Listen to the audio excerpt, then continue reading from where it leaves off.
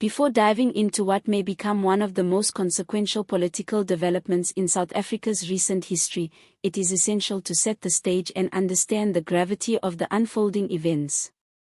This is not merely a breaking news item or another headline designed to capture fleeting attention. What is happening has the potential to fundamentally reshape the balance of power in the nation and alter how citizens view the accountability of their leaders.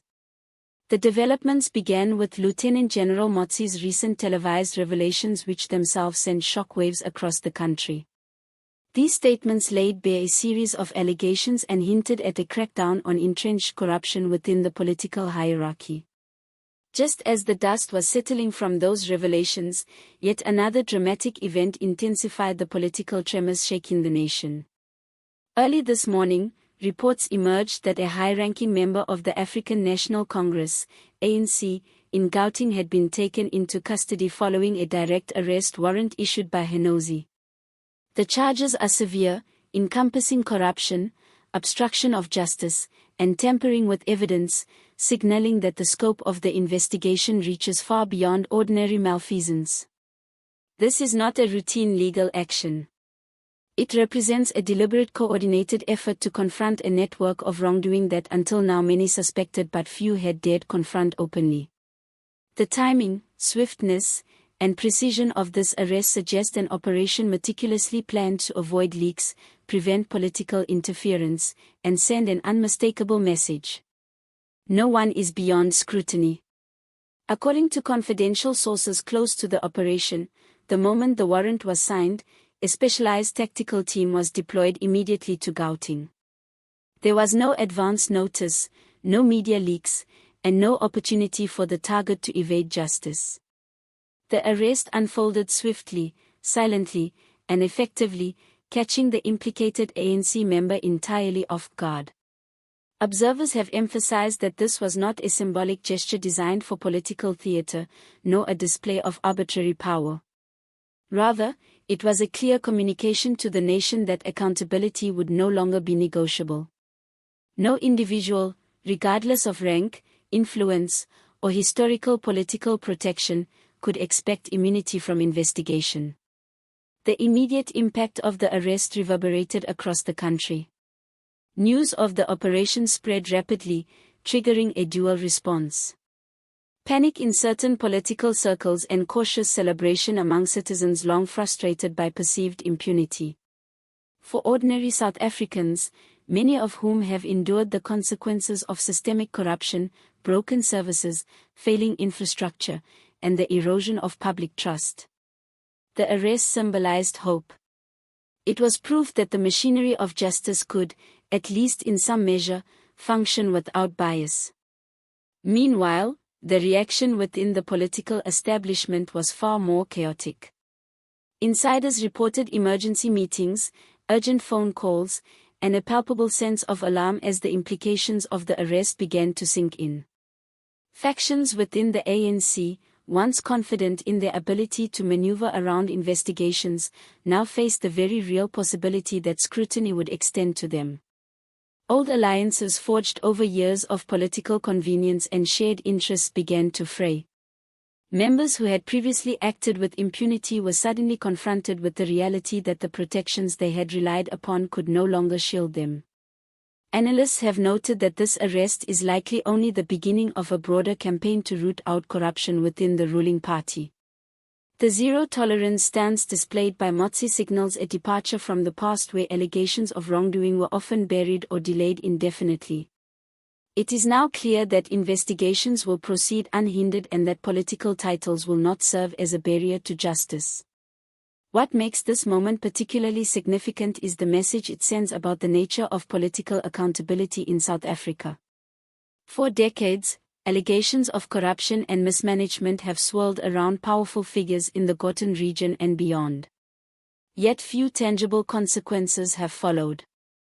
The public's perception has been one of resignation, a belief that the system protects those with influence while leaving ordinary citizens to contend with its failures. Mkhwanazi's actions challenge this narrative. By directly authorizing an arrest of a prominent figure, he has demonstrated that the state's legal and investigative institutions can act decisively even against those who previously seemed untouchable. The arrest is therefore not merely about one individual being taken into custody. It represents a broader symbolic rupture with the era of immunity and political shielding. It communicates to both citizens and politicians that wrongdoing will be addressed, that justice is not selective, and that accountability cannot be evaded simply because of one's position. Public reaction has been swift and overwhelmingly engaged. Social media platforms are ablaze with commentary as ordinary citizens, community leaders, and political commentators weigh in on the implications of the arrest. There is a sense of cautious optimism among those who have long felt marginalized by corruption and a belief that meaningful change may finally be on the horizon. The arrest has ignited conversations about systemic reform and has prompted citizens to demand that the cleanup efforts continue with the same urgency and decisiveness. People are watching closely, evaluating the commitment of the authorities to pursuing justice without fear or favor, and the prevailing sentiment is that the momentum generated by this first arrest cannot be ignored inside the ANC. However, the arrest has triggered a profound reassessment of internal dynamics. Party members are reportedly engaged in heated discussions about potential vulnerabilities, and factions that once appeared cohesive are now questioning loyalties and strategies. Emergency meetings have become common as leaders seek to gauge the implications for their personal positions and for the party's overall stability. The arrest has caused a ripple effect. The perceived invulnerability of certain figures has been shattered. Alliances have begun to shift, and the internal calculus of political maneuvering is being reevaluated in real time. What was once considered untouchable is now exposed to scrutiny, and the fear of additional warrants and investigations looms large. The operational approach behind the arrest has been described as meticulous and highly strategic. Confidential sources note that the tactical team acted with surgical precision, minimizing risks and ensuring that the target had no opportunity to resist or evade capture. The lack of leaks indicates careful planning and tight operational security, reflecting an unprecedented level of coordination between investigative bodies and the enforcement team. Analysts believe that such precision is not incidental. It is part of a deliberate effort to convey seriousness, demonstrate capability, and establish a precedent for future actions. The underlying message is clear. Accountability is now non-negotiable, and the enforcement of justice will be unflinching.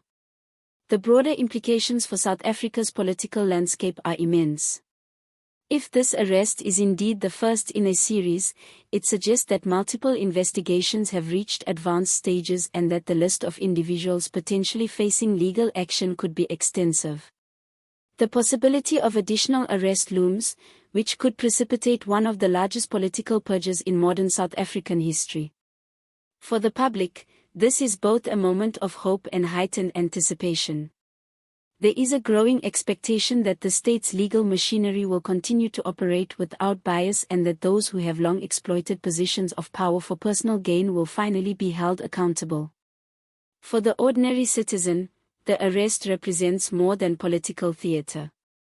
It symbolizes a shift toward tangible justice.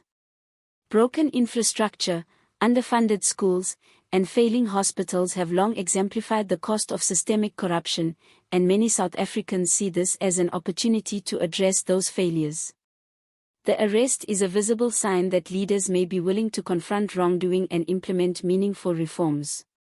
It has inspired public discourse, civic engagement, and renewed faith in the principle that no one is above the law. Citizens are watching closely, ready to measure the authorities' commitment to ongoing accountability. At the same time, the arrest has prompted speculation and concern about internal resistance. Questions remain about whether the ANC will support the legal process, attempt to intervene on behalf of the arrested member, or seek to protect other implicated individuals. Observers are closely monitoring political maneuvers, statements, and emerging leaks to assess whether resistance or obstruction might arise. The depth and reach of the corruption network remain uncertain, and this uncertainty has amplified public interest and scrutiny. Every move, every statement, and every additional arrest or investigation will be closely analyzed for indications of systemic change or potential backlash. What is increasingly clear is that the momentum generated by this arrest is unlikely to be reversed. The legal processes initiated combined with public scrutiny and the zero-tolerance stance of Mkhwanazi suggest that investigations will continue to unfold regardless of political pressure.